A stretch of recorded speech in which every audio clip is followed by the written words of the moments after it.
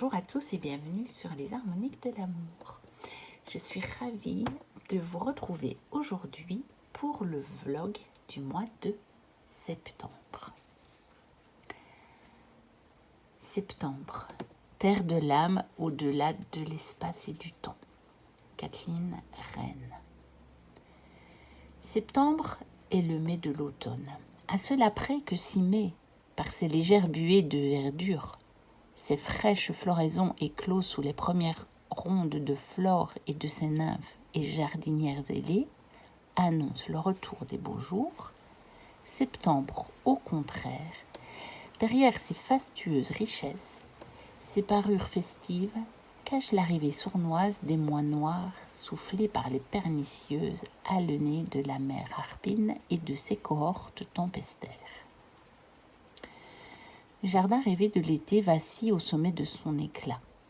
C'est imperceptible encore, un simple vacillement d'étincelles au rayonnement solaire, pas même une note frottée aux claires roulades du merle, un signe pourtant perçu par l'ouïe aiguë du vieux sylvain des bois.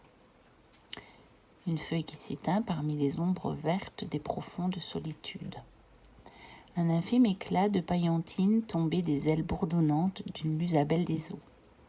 Rien de plus, mais autant de frissons d'alerte froissant les chines moussues de qui garde les saisons. Les prés sont en regain, le verger regorge d'abondance, la vigne est en fête et sur tous les horizons, les frondaisons déploient des vastitudes de merveilles. Alors, pourquoi au creux des vallées, ce brame lointain répand-il dans l'air un flottement de tristesse?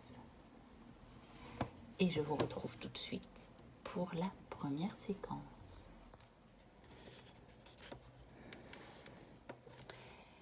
Donc voici dans l'éphéméride où on nous présente bien entendu les poires comme étant un fruit du mois de septembre.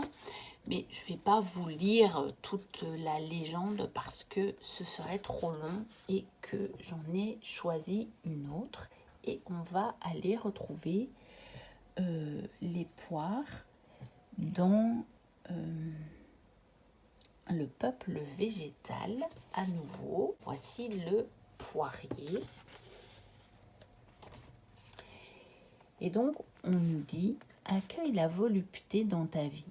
Elle porte la tendresse, la créativité et la réconciliation. » Donc, dans les mots-clés, nous avons le dévouement, la générosité, la fertilité, la grossesse, la sensualité, la sexualité, le fantasme, le féminin, le voyage, l'abondance, la simplicité, l'érotisme, le partage, la protection, la magie, l'enfantement, le renouveau, la fiabilité, les valeurs, les naissances prématurées, la solitude et l'authenticité.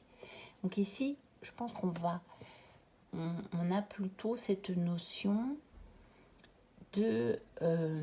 on va aussi un petit peu exprimer qui l'on est. Après avoir bien introspecté avec la noisette et la noix, on va aussi, et bien entendu après, transmettre au monde qui l'on est. Donc, voici le message du poirier. Je suis le poirier, l'ermite du verger. Je me plais dans la solitude, car je suis plein de moi. Je ne m'aligne pas avec les autres arbres, je vis à mon rythme. J'offre chaque année tellement de kilos de fruits que je me réjouis de ma belle générosité. Mes racines sont profondes et je capte les rayons du soleil et l'énergie du ciel, mon Père céleste. Entre terre et ciel, j'ai trouvé mon équilibre. Il ne me manque rien. Et ceux qui se nourrissent de mes fruits sont comblés. Parfois, n'as-tu pas l'impression de tourner en rond, de ruminer et de t'attacher à tes facettes les plus sombres, les tiennes et celles de ton environnement? Je te vois faire et je te demande, es-tu conscient de ces fois où tu tournes en rond? Cela te fait-il du bien? Quelles pensées te font du bien? Sais-tu que 95% de tes pensées, 95% de tes pensées sont les mêmes d'un jour à l'autre, qu'elles sont répétées en boucle, que seuls 5% sont renouvelées? C'est ainsi que tu ressasses souvent les mêmes histoires. Sais-tu qu'il ne tient qu'à toi de choisir l'orientation que prennent tes pensées en te concentrant sur la plus belle version de toi-même? En l'incarnant, tu modifies ton rayonnement et attires à toi des événements positifs. Alors transforme ton regard et c'est toute ton existence que tu modifieras. Et donc, effectivement, nous avons ici ce lien entre nos pensées, donc notre monde intérieur et l'extérieur. Si on modifie notre intérieur, on va aussi modifier notre environnement, notre extérieur. On va attirer d'autres choses et d'autres personnes. Alors, le poirier, on le retrouve également dans s'ouvrir à l'énergie des arbres. Donc, voici le poirier. Comme ça, on a les deux cartes. Donc, modestie et humilité sont les clés de l'autonomie. Arbre solitaire, le poirier qui pousse souvent seul aime pourtant qu'on lui rende visite. Il a tant à offrir. On lui attribue les symboles de pureté et de justice dans certaines croyances, mais il représente surtout l'amour altruiste. Ne venez pas le voir si vous êtes d'humeur triste, il risque d'augmenter votre état. Il a besoin de joie et de douceur pour vous accompagner vers votre propre autonomie. Donc, le message est vraiment clair en passant de la noisette et du noyer. Avec le poirier, on va progressivement pouvoir faire profiter l'extérieur et les autres de ce qu'on a trouvé à l'intérieur de nous. Donc, on vous dit bien que le poirier, effectivement, est un arbre solitaire, tout comme le noyer. Mais le poirier, il va offrir ses fruits au monde. Donc là, on est à une étape supplémentaire. Alors, nous allons passer maintenant aux champignons. Les champignons, le voici dans l'éphéméride. Voilà. Et donc, le monde des champignons s'approche à reculons. Et c'est une phrase de Jules Renard. Si les filandres appartiennent au monde aérien et lumineux, aux rêveries d'infini, les champignons d'automne, à l'inverse, ramènent au royaume souterrain, encore une fois, au mystère du sous-bois, aux essences intérieures et secrètes. Pour les trouver, il faut non seulement se pencher, mais respecter certains rituels que l'antique mémoire instinctivement répète. Il faut un tant soit peu connaître leurs habitudes, les atmosphères propices à leur apparition, les lieux où les dénicher, que l'on garde pour soi, savoir les cueillir et les reconnaître, respecter leurs changeants et capricieux territoires, se plier aux exigences de leur cache-cache. D'aucuns n'hésitent pas à prétendre que l'on trouve les champignons comme on peut apercevoir les fées du coin de l'œil en cherchant ailleurs. Il y a toujours quelque chose du hasard, de la surprise, teinté de ravissement. Et donc les champignons, enfin le champignon, je l'ai retrouvé également dans l'oracle du peuple végétal. Donc le voici. On va le mettre là. Plonge dans les profondeurs de ton être, tu y trouveras la lumière. On pense que le message des végétaux est clair pour ce mois, c'est qu'on nous invite à nous replonger à nouveau à l'intérieur de nous. Donc, au niveau des mots-clés, nous avons l'ombre, l'humilité, les savoirs perdus, la connaissance, la complexité, l'aboutissement, l'étude, les extrêmes, la perversion, le chamanisme, l'ambivalence, les mystères, la contagion, le discernement, la magie blanche, la magie noire, la sexualité, la reproduction. Et nous allons lire, bien sûr, le message du champignon. Sais-tu me reconnaître? Bien sûr, tu m'as repéré entre les branchages des sous-bois et te prépares déjà à me cueillir pour me manger. Mais es-tu sûr que je ne suis pas vénéneux? Peut-être au contraire m'évites-tu dans le doute de peur que je sois vénéneux. Beaucoup d'entre nous nous ressemblons. Il te faut pour nous distinguer prendre le temps de nous connaître chacun. Fais confiance à ton intuition et étudie notre personnalité. L'étude et l'intuition conjuguées sont les voies de la connaissance. Apprends en observant et vérifie en lisant. Alterne ces deux sources de connaissances jour après jour. Nous avons parfois tant de certitudes sur des sujets quotidiens sans en être vraiment certains. De quoi es-tu sûr? Si tu m'accueilles dans ton cœur, je t'accompagnerai à descendre en toi, dans les sous-bois perdus. Il y a tant d'espace en toi encore inexploré. Peut-être t'es-tu plus intéressé à la partie la plus noble de ta personnalité, mais ce n'est pas elle qui brille le plus. Ce n'est pas d'elle que tu apprendras le plus. Aie confiance à descendre en toi, à plonger dans tes profondeurs, et tu te reconnaîtras dans ta totalité. Et donc, encore une fois, le champignon nous invite à de l'introspection et à aller voir éventuellement des parts plus sombres de nous-mêmes pour les mettre en lumière et pour bien sûr les partager et diffuser cette lumière.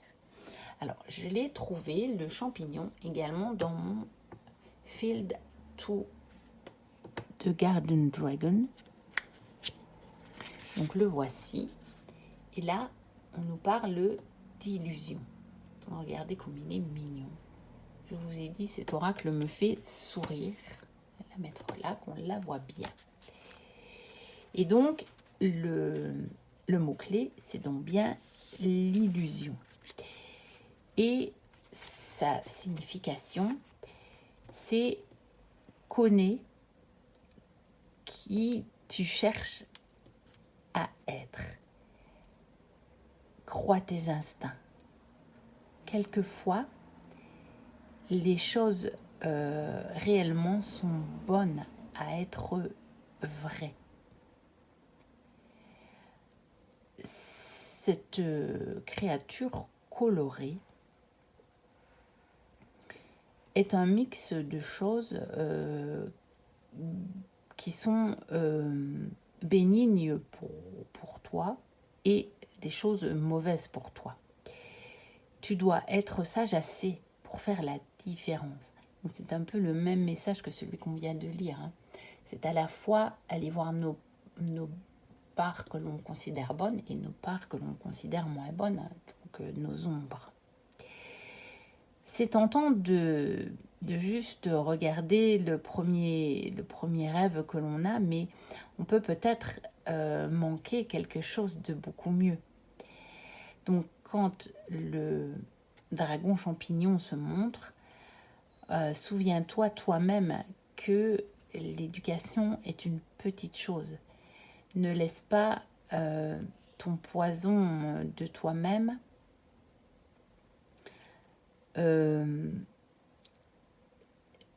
te faire croire que tu es une mauvaise personne,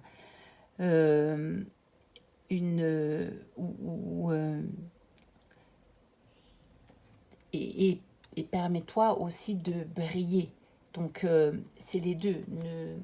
Ne t'arrête pas seulement à ta part d'ombre, à ta part que tu considères comme une part qui n'est pas bonne. Et puis, dans les fruits, nous allons terminer par la vigne et le raisin. Donc, que nous avons ici, vigne et raisin. 100 jours après qu'en ton jardin, le lys blanc sera fleuri, si tu veux du bon vin, les raisins ont assez mûri. Et donc, le raisin, la vigne, je l'ai retrouvé encore une fois dans l'oracle du peuple végétal, bien sûr. Donc voici la vigne. Je suis le cœur de la terre. Mon sang vibre dans mes feuilles, dans mes grains et dans mes racines. Je suis la vigne. Alors, les mots-clés, bien sûr, l'automne, l'abondance, la sélection, la richesse, l'exigence, l'ivresse, le paroxysme, la souveraineté, la joie, la fête, la célébration, la fécondité, la solidarité, les rituels, le petit peuple, la transmission, l'extase et la transmutation. Nous allons évidemment voir le message de la vigne. Je suis la vigne, la mère de tous les végétaux, la déva des arbres fruitiers.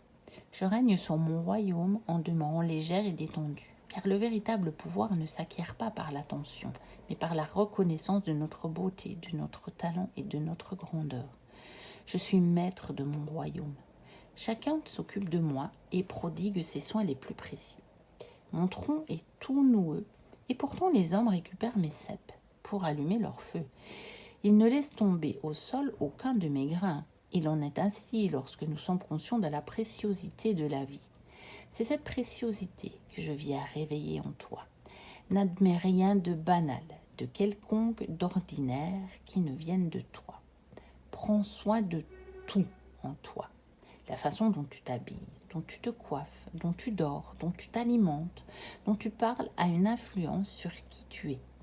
Je t'invite à regarder tout le soin que tu te donnes. Honore ta beauté, rends-toi digne. N'agis jamais pour plaire ou pour correspondre à ce que tu crois que les autres attendent de toi. Rends-toi beau, car c'est ta nature. Ose être sacré par Bacchus. Il te reconnaîtra comme un fils de la vigne. Et là, on est encore à une étape plus loin, c'est-à-dire que on va reconnaître que peut-être même ces ombres, ou ce qu'on croit être des ombres, ces parts plus sombres, encore plus profondes qui sont en nous, eh bien, on va les reconnaître comme étant belles.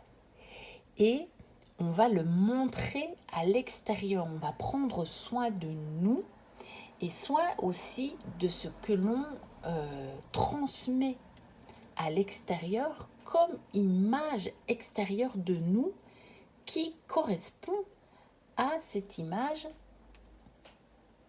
à ce que l'on est à l'intérieur de nous. Et donc, la vigne, je l'ai retrouvée aussi dans l'oracle botanique des divinités et nous allons donc faire le lien avec Bacchus, bien entendu. Donc ici appelé Dionysos, mais Bacchus et Dionysos c'est la même chose et qui nous parle de réjouissance. Donc comme mot-clé, nous avons donc bien festivité, joie et folie, bien sûr, hein, ce sont les mêmes. Quand je vous disais que, eh bien, on retrouve la même chose, peu importe les auteurs, puisque ici nous sommes avec Iris et Linac. Hein. Donc voilà, connaît-elle Arnaud Rioux? Probablement. Arnaud Rioux connaît-il Iris et Linac? C'est peut-être déjà un peu moins sûr. Encore que je n'en sais rien. Moi, je vous dis ça comme ça, mais ce que je veux dire, c'est que on voit bien qu'ici, on a des liens et des symboles qui sont universels. Et c'est ça que j'aime dans la magie des cartes. Et donc, nous avons dans ce message, hein, la frontière entre la sagesse et la folie est parfois ténue. Dionysos la traverse, passant de l'extase à l'ivresse et du delirium tremens à la révélation mystique. Cette carte indique que la folie passagère peut être salutaire et peut même exprimer une forme de sagesse. Elle conseille aussi de célébrer la vie avec ou sans modération. Et donc là, on a pour moi l'étape encore un tout petit peu plus extrême que dans l'oracle du peuple végétal, qui nous dit effectivement de bien célébrer à l'extérieur qui l'on est à l'intérieur. Et ici, Iris nous dit, et pourquoi pas aller même jusqu'à la folie temporaire. Nous voici arrivés à la fin de ce vlog. N'hésitez pas à liker, à commenter, me dire ce que vous en avez pensé, à vous abonner Si ce n'est déjà fait, si vous passez par là, si mon contenu vous plaît ou si vous êtes déjà là depuis un moment et que vous n'êtes pas abonné, moi je vous dis à très bientôt pour de prochaines vidéos. Et d'ici là, portez-vous bien. Bye bye.